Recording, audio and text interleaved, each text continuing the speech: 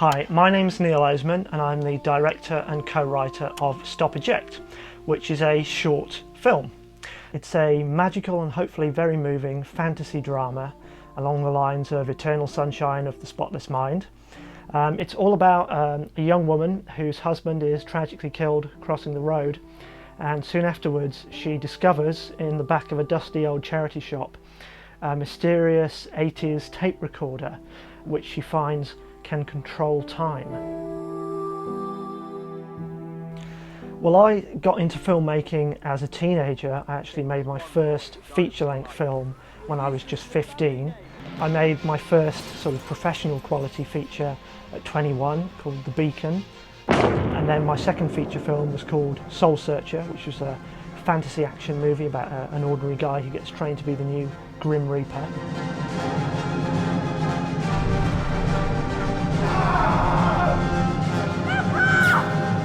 Soul Searcher. Go to hell. That has been released in various territories around the world. Again, got quite a lot of good press. Andy Newman's been finding out more about Neil Osman and his movie Soul Searcher. It led to The Guardian calling me the Spielberg of Hereford, which was very nice. More recently, I made a 35mm test sequence for another feature film I have in development called The Dark Side of the Earth, a very ambitious fantasy adventure film. That project stars Benedict Cumberbatch and also Kate Burdett. That's the first time I worked with her, and I was so pleased with her performance that I wrote the lead role in Stop Eject just for her. I found the script very moving. There's a lot of magic in it, obvious magic and not obvious magic, and a lovely dose of nostalgia. I've always been into sci-fi and fantasy films, but I wanted to make something a bit more mature. I'm a married man now. You do think about what would happen if my partner or I were to die. How would that affect the other one? And I think the movie is pretty unique in the way it combines this sort of heartbreaking story with a fantasy sci-fi concept. I feel like you're my destiny. Destiny. Are you going to go with that? Okay, will you stop hating my proposal? I'm sorry. Okay. I think people are going to really relate to this film. I think that it's the right mixture of sweetness and fantasy and emotional honesty. I think they'll recognise it, they'll recognise the journey. Yes. We've done a lot of work on locations, wrecking and securing them.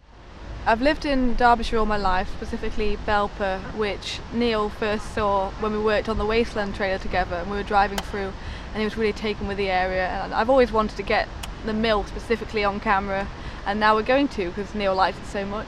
So yeah, we're going to be filming there, which is really exciting. We've already done a lot of development work on the script. We're on a 6th draft now and we're very happy with that. We've done a lot of work with concept art, deciding on a colour palette for the film. Katie started work on the costumes, making things like the various bags that the characters have. Sophie started to gather the props.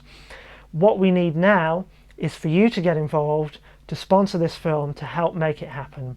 We need money to buy the rest of the costumes and the props. We need money for travel expenses, for accommodation to put the cast and crew up in Derbyshire.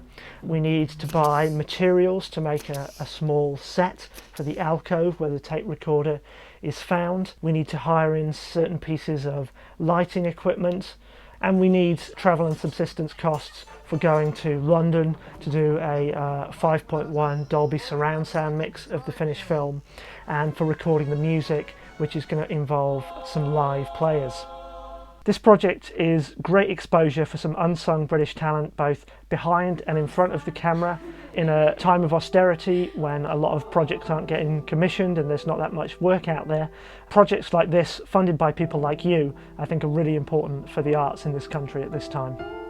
Thank you so much for listening, and I hope you get involved.